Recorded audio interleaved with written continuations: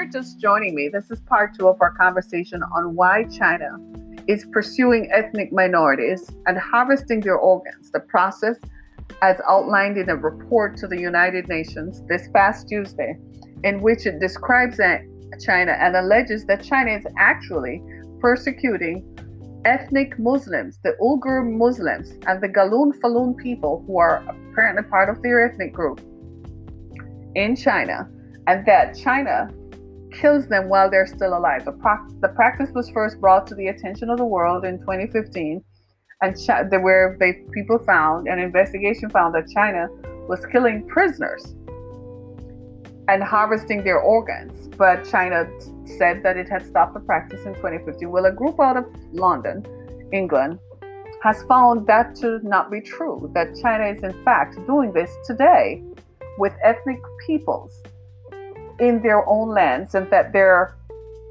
providing, there's a short wait list in China for organ transplants, and that they are taking the skin off people's bodies while people are alive. And I say all of that to say we have to be careful when instances like this occur and we don't call attention to it. We have to be really, really careful about it. Now, China is a system of is a dictatorial system. It's a system of authoritarianism. There's one guy, there are no elections. It is what it is. They get together and they just appoint some guy and that's it. Right? And so China is not somewhere where people can actively get up and say, I don't agree. You see what's happening in Hong Kong in recent times. Well, Hong Kong for the last 120 years was freed, but the British had signed a lease to occupy Hong Kong from China for 99 years. Well, that 99-year lease, much to everyone's chagrin, actually came to pass and expired in the year 1999. So people were in a rush to get out of Hong Kong. So the people who are left in Hong Kong do not want to become a part of mainstream China, mainland China, because of the authoritarianism that exists. So they have been demonstrating and hiding their faces. And then you notice how the media over here stopped reporting it, because people were actually showing wearing masks on their faces because China has perfected the technology that is facial recognition.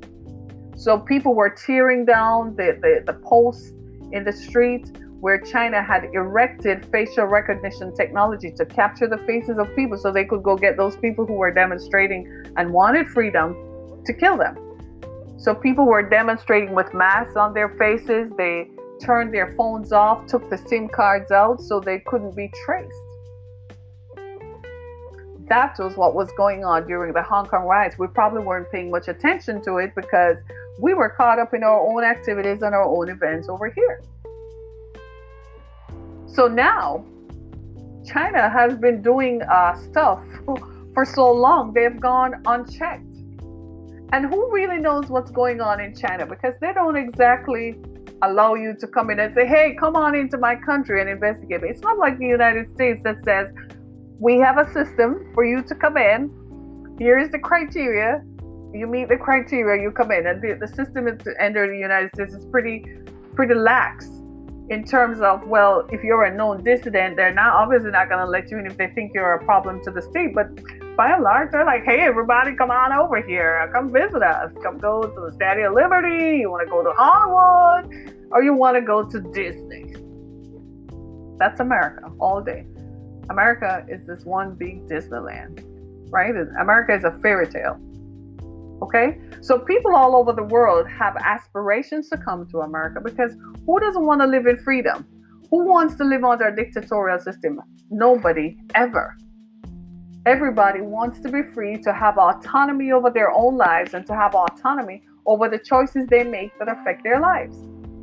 That's what America is like every day. That's why sometimes Americans find it very hard to digest these kinds of authoritarian policies. They're like, what are you talking about? When they talk about being a dictator, they're like, huh? You call that being a dictator, man? What are you talking about?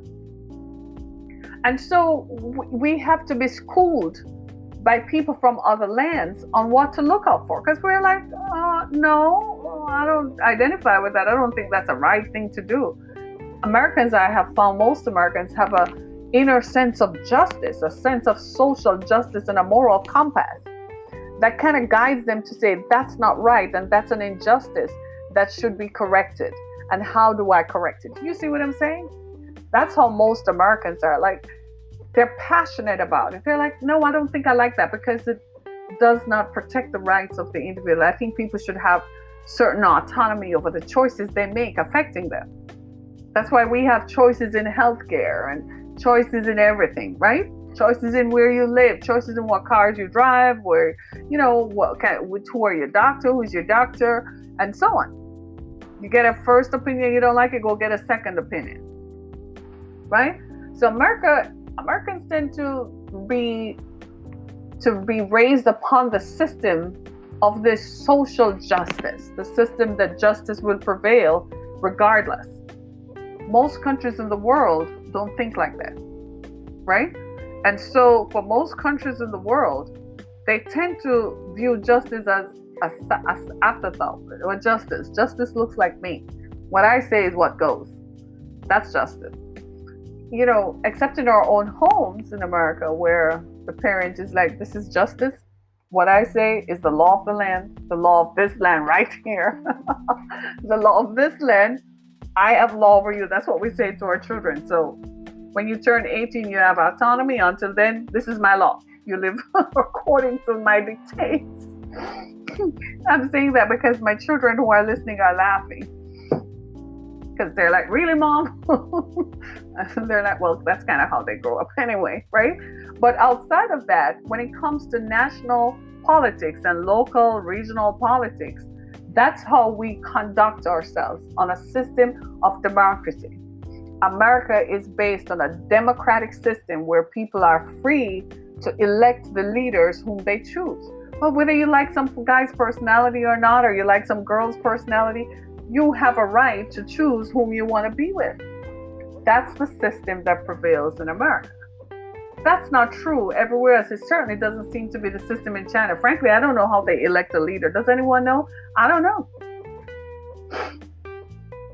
Because sometimes it's the same person for 20, 30 years. Then you just hear they appointed another guy and you're like, okay. So that kind of system lends itself to people taking advantage of the power, right? It lends itself to people feeling that they're more powerful than others. So they're going to find ways in which they can control those people and direct those people, wouldn't you say? And so we find ourselves right smack dab in a system where China is harvesting the organs of ethnic minorities, killing them while they're alive. If you are not outraged, I don't know what is wrong. Think about it. Wherever you are on the planet, if you're in India, Bangladesh, if you're in France, if you're in Ireland, if you're in Brazil, if you're in Nigeria, if you're in South Africa, you should feel outraged. If you're in North Carolina, if you're in Boontown, Indiana, if you're in Wyoming or Montana, if you're in Chile or Peru, you should feel outraged. Because this is something that could happen anytime within anyone's border. See, the way healthcare and medicine is progressing now, we're learning more and more, and we're discovering that the vital organs, we used to know that they were integral to health and to preservation of life. But now more than ever, we're realizing that everything happens through the vital organs. So if those shut down or they become sick or infected, it's over. So replace the organ so you can continue to have life. So you have a heart attack, that heart is bad. Well, cut it out and get a new heart. Well, an animal's heart doesn't work in a human's body, does it? But a human heart does. So find a human heart to replace the one that you had to take out. Do you see where I'm coming from?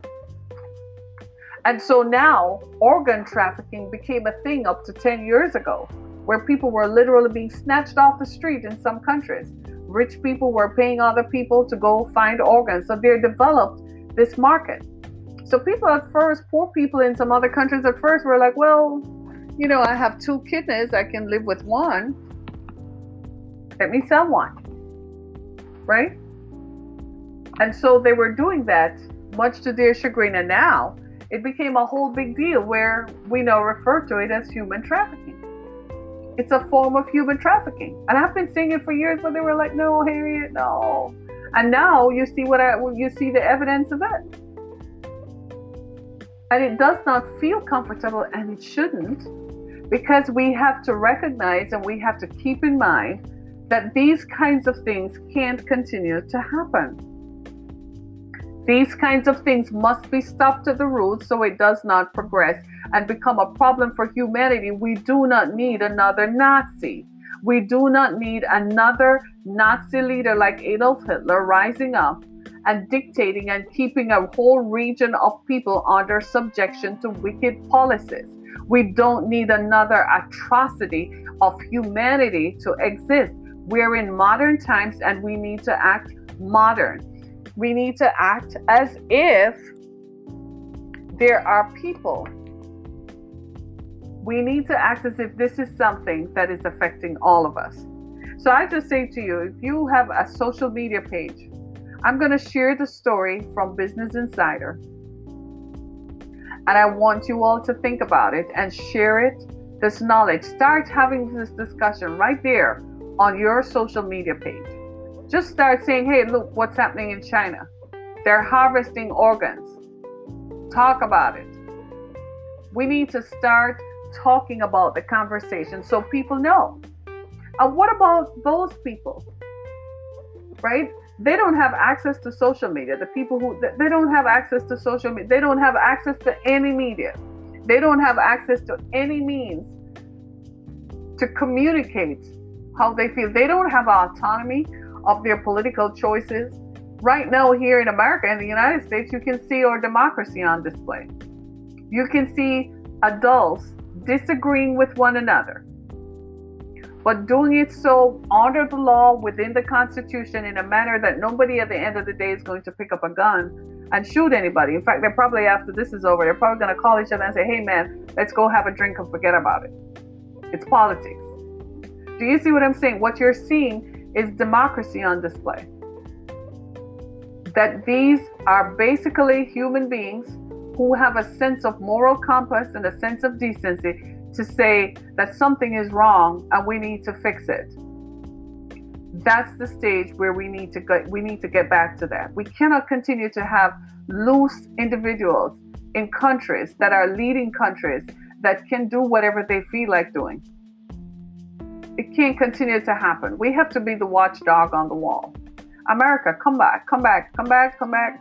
We got to get back to being the watchman on the wall. We got to get back to being the leader who says this is wrong. We've become so wrapped up in our internal policies lately that we are not looking at who we really are and what we represent. We've forgotten. We've really forgotten that we need to be the ones who say, stop. They're helpless people, stop. And most Americans, you're all nodding your heads, and most Americans are like that. They're like, this is an injustice. I'm one of those persons I'm an observer of people. And I like to see, for me, when things happen here in America or around the world, it's encouraging to me to see people saying, this is wrong and we have to fix it. And I'm like, look at that, a sense of social justice, a moral compass that says this is a wrong that has to be righted. I applaud that. And the fact that we live in a system and a society that lends itself to being able to do that is all the more reason that we should not take it for granted, and we should use our position, and we should stand up and say, China, you are wrong. Stop harvesting organs. Stop harvesting humans, and stop killing innocent people just because they don't look like you and they don't sound like you. It's wrong, China. It's wrong today. It's wrong every day, and we're not going to support that. And not only are we not going to support it, we're going to tell you to your face that you're wrong. My name is Harriet Cameron. Come look for me. What you going to do? Sell me a bad laptop? someday, what you gonna do? You can't touch me. And when I say you can't touch me because when you look at me, you know you're wrong. And neither can you dismiss me as being insignificant because I don't belong to the ethnic minority in your country that you're persecuting. But I do have power. It's the power of my voice. It's the power of my fingers to tweet at you on Twitter that this is wrong. And America is going to tell you in just a few. You wait. When we are done with what we're going through in Congress right now, we're going to take care of it. Because as far as we're concerned now, this should not happen. Right? This should not happen at no stage of the game. My friends, I leave you with this thought today. Martin Luther King said, injustice anywhere is a threat to justice everywhere. And he said, love will shine a light on hate and cast out hate. And I never believed that I could ever agree with those words as much as I agree today. On this day, having read this report on what China is doing, I am now convinced that if we thought we needed love for one another and love for human beings, that time is now. If we don't stop this, we don't need another Adolf Hitler. We don't need another system that is going to advance and mobilize to take over the world just because they feel that they should rule because they think they're right and they want to control. Not any day. That's not how this works. You enter into politics because you feel that there's a contribution that you can make to change something. You see something and your own sense of social justice kicks in. That's the reason. That's the reason most people do. They feel like they can make a difference. So my friends, we got to stop human trafficking. And we definitely got to stop organ trafficking. Because it's only a matter of time before it becomes more pervasive. Where whole countries who can't afford to feed their people, provide clean water and energy for their people, find their people start disappearing. Just because.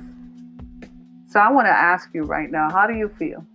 I want to ask you to make a difference. I want to ask you to think on these things. I'm going to post a link to my Twitter page and I want you to read it.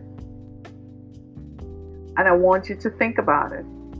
And I want you to do something about it. I want you to start the conversation. Don't just dismiss it. Don't get caught up in the news of the day and forget that this is something that impacts all of us because it could happen anywhere. It could happen anywhere.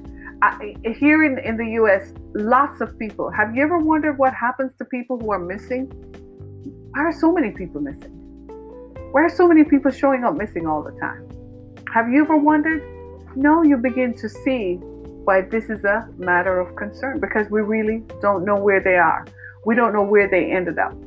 We've never seen their bodies. Their bodies are not returned to their family members. So we don't know what has happened to them. We got to start thinking.